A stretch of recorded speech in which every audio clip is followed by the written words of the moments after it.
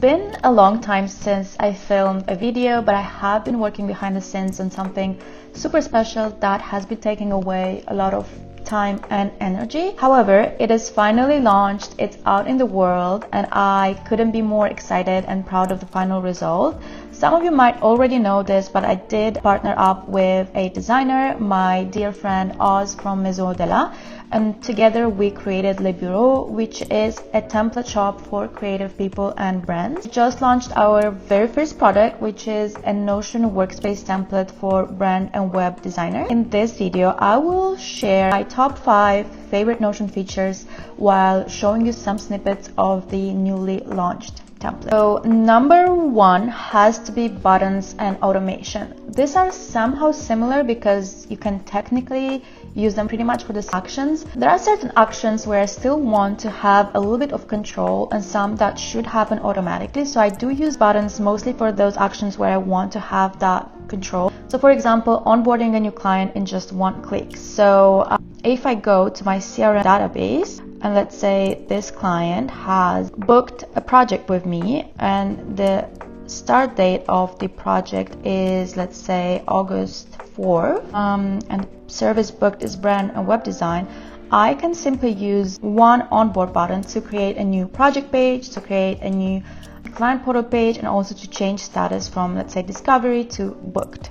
So I click on onboard, and this will basically create a new project page. It created also a new client portal. So what I will do here is basically just use one of the templates to create a new project page for this client.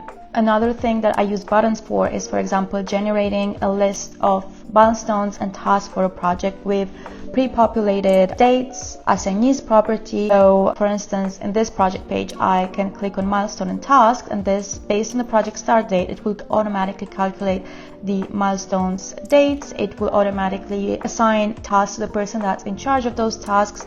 So as you can see here, for instance, we have onboarding.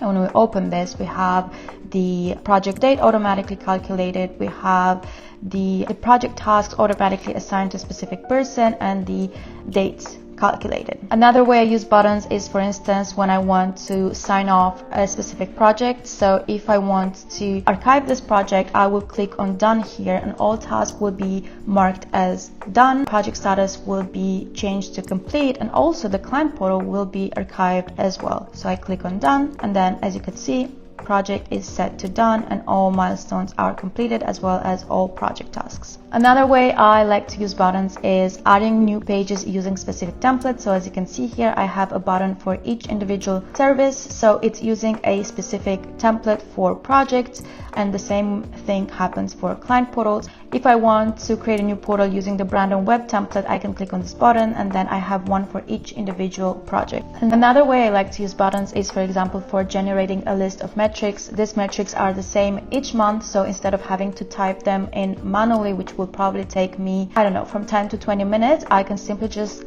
click on this button here, and it will automatically populate the metrics list. So all I have to do is just enter the amount, and then I will be able to track my monthly analytics. I like to use buttons is also for sending notifications. So for instance, when I click done on this task, it will automatically notify me that a new task has been completed. In terms of automation, one of my favorite automations to set up, and specifically in the client portals, so when it comes to client collaboration, it's email or Slack notification. Mostly because when you're using Notion to collaborate with clients, you have to be aware that clients might not be familiar with Notion. They might not use Notion every single day, and that means that they can potentially miss out on important action items or notifications. So what I like to implement in client portals is Slack or email notifications, and this is possible by setting up an automation. And for instance, when a task is up for review, let's say you shared a presentation with your client that needs their feedback, you can set an automation that will send them an email each time something is up for review. So you can set this up so that you don't have to do it manually each time you need to let your client know that something is up for review. This automation is one of my favorite automations that I've ever set up. I've been wanting to launch a finance planner for the longest time, but not being able to do this before was something that was stopping me at the time. But I'm so happy that I figured out a way to now do this. It might not seem like a big deal, but it is something that eliminates a lot of manual work. And basically what this automation is that whenever you set a date in your finance planner, it automatically relates it to the correct month, quarter, and year. So if I were to update this date, it will automatically update the month, quarter, and year, and I don't have to do it manually. So that means that when I go into my monthly report or my quarterly or yearly report, I will have all the data synced automatically without me having to link each new income or revenue or expense manually. The second feature on my list is database templates. Pre-built templates is probably one of the most used features in my workspace because it saves me so much time. And what database templates are is just basically pre-built pages within a database that you can generate in one click. My favorite way of using templates is for client portals. I create a version of the template for each type of service. So whenever I onboard a new client, all I have to do is just click on the template that I need, and then I just share it with the client, and it's done in just a few minutes. So as you can see here in the client portals, I have a template for each type of service. I have one for brand and web services, one for brand, and one for web only. The biggest mistake that I see a lot of people doing in Notion is creating a page and then infinitely duplicating it, editing it each time manually. And this is just not the best practice, not a great way of using Notion. Database templates are a much more efficient way of creating, editing, and generating pre-built pages. So an example of how I would use this, because I have these buttons that are already connected to the correct template, I can click on the button, but I could also just add a new page and then select from the template list. So if I want a brand and web portal, I just click here, and in a few seconds it has created a new page. I just change the name and some of the page's properties, and then I can share it with my client. The next feature I want to talk about is Notion Calendar. Calendar has been such a game changer for me. A lot of the people I work with wish they had like a master calendar in Notion where they can view information from different databases in order to have overview of what's going on in their business at any given moment. Unfortunately, Notion, that's not possible because you cannot merge information from multiple databases into one, but you can do that with Notion Calendar. You can view your data from multiple sources or multiple databases in one single calendar.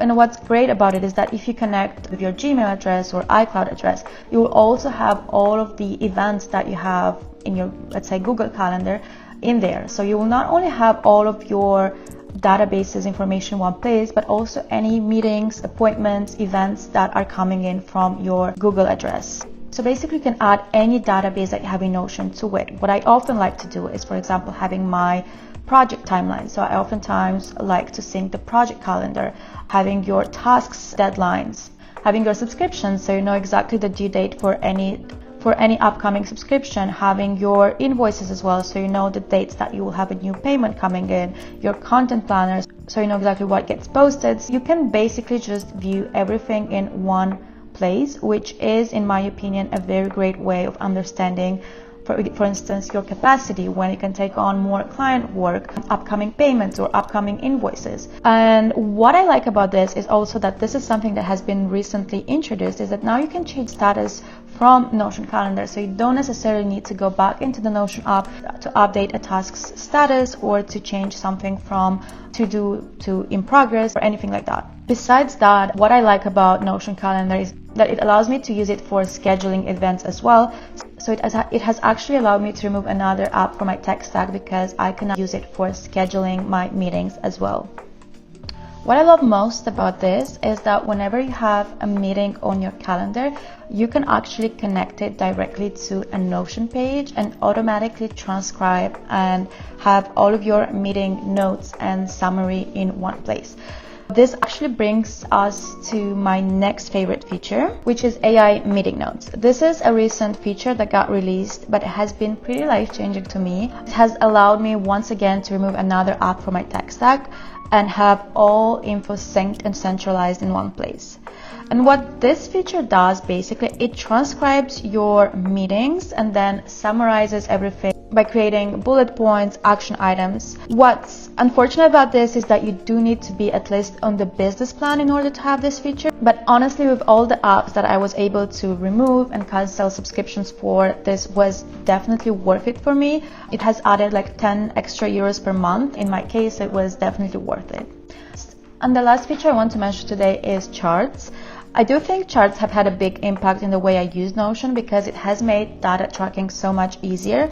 I use it in a few different ways, for example, to track social media analytics. So I have a place where I can enter metrics for different platforms that I use, and then I can see the monthly growth, for instance, in terms of followers, views, interactions, and I can do this for, of course, as many platforms as I need. I also really like to use it for tracking financial data, so I can see exactly, for instance, how much revenue I made this month, the source of that revenue. I can see how much revenue I made this year, and then I can do also the monthly revenue, either like by status or by source. So this is a really great way for me to understand what are my, let's say, busier months and then what are my slower moments. Also, in terms of subscriptions, I like to view, for instance, how much exactly I'm spending monthly and for what category or for what subscription. It's just a really great way of visualizing and analyzing data. Another way I like to use it is for lead tracking and understanding how many leads I have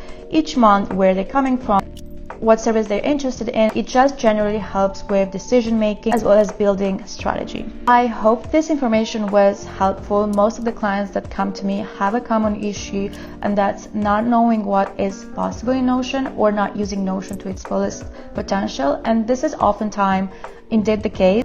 Notion has so many different features and possibilities. Some people have a hard time keeping up with all of it, and I'm definitely on a mission on showing you and teaching you what is possible. So I just want to thank you so much for watching this video. Please let me know in the comments what your favorite feature is, and if you're interested in our templates or if you want to check out Le Bureau, I will leave all useful links below in the description box.